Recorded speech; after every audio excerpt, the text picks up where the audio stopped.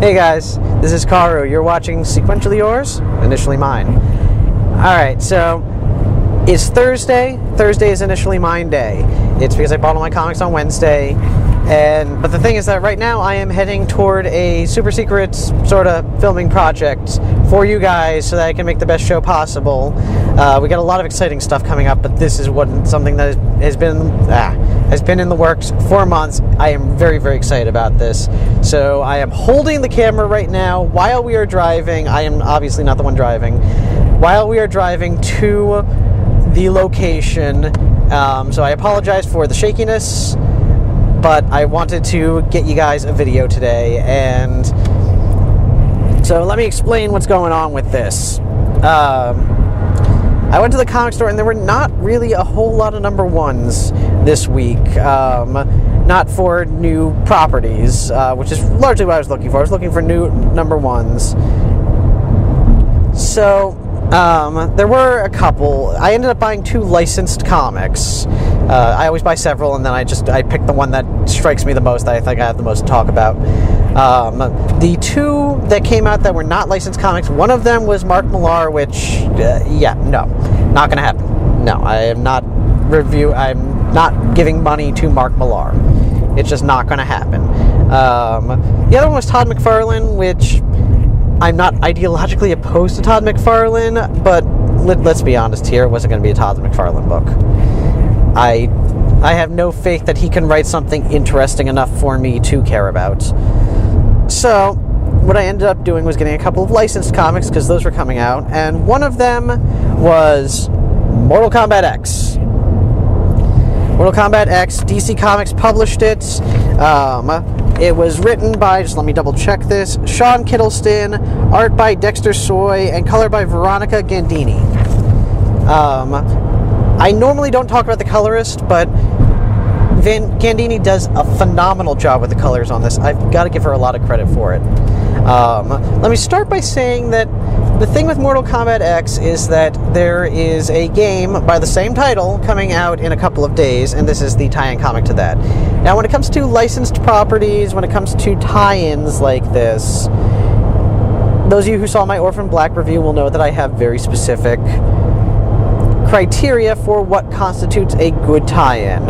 And there are really two things that a good tie-in really just kind of has to have. The first is that it must tell an original story. If it is just rehashing what has already been done in the show or video game or something along those lines, well, you know what? I watched the show, I played the video game, I read the book, whatever. I don't need you to rehash something for me. What I want is an original story. I want something new. I want something different. Otherwise, I should just go to those other media. The other thing it needs to do is that it needs to stand on its own. I shouldn't have to play Mortal Kombat X to be able to get a story out of this comic. A good example of a good licensed comic was the Serenity books that came out just before the movie did. The movie took place, 6 months after the end of Firefly. These books told you how we got to that point. Why is Shepard Book gone? Why is Inara gone? We learned this from the comics. The comics stood on their own. We could just read the comics, and having no idea what was going to happen in Serenity, we could still get around to it. And it even managed to introduce these characters for people who may not have seen Firefly. They were well written, and they did a good job of bridging this, but they told an original story that we would not have otherwise gotten. Same goes for, again, with Serenity Comics, The Shepherd's Tale. I don't need to read that to get Shepard Book. However, it adds depth to his character, and it tells me a story that I can find interesting on its own. So, what about Mortal Kombat X? It does a pretty good job of this. What I was mostly afraid of was that Mortal Kombat X as a comic was going to spend its time referencing the video game. And it did. I'm not going to lie. There were a couple of times when it referenced the game, usually in catchphrases, but while at first I rolled my eyes at the very idea, looking back, most of those were not that bad. For example, Scorpion is one of the main characters in this book. And this is after he has gained control of the Spirit of Vengeance that's brought him back to life after Sub-Zero slaughtered his entire ninja clan. And, you know, you remember the old game where he'd throw the thing, he's like, get over here, and drag you to him and beat you up. In this case, the first time we see him, what he's shouting is very similar to that. It's, get out of here. Which at first I thought, you know, I rolled my eyes and, yeah, it's his catchphrase, I get it. But when I read more of the comics, I realized that he has changed significantly since that first game, for the first couple of games where he was doing that.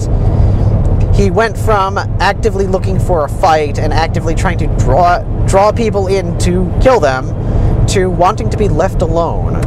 It actually did a good job of kind of giving us an idea of how this character has changed over the years. Raiden, you can see development in him, which is, again, strange, because while there was a plot to the Mortal Kombat games, and it was probably a better plot than a lot of games have from that era, it was not Shakespeare. We're not talking, you know, Melville or Hemingway here. It was a kind of silly little plot that they have managed to take and make a decent comic out of. It's not necessarily something that I think I'm going to be following forever and ever and ever, but for a tie-in and what will probably be a limited series, because again, the game comes out in a couple of days from now, it's not that bad.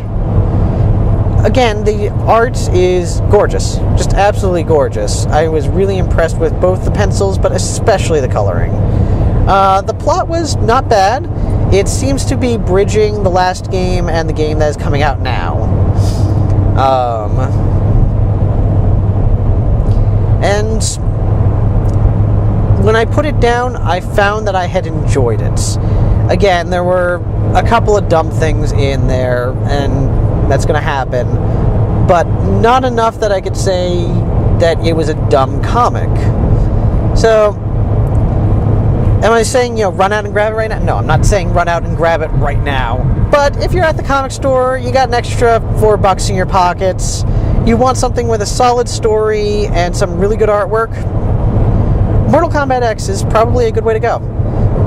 Alright, so, I don't know what your opinion is, but that was initially mine. Take care.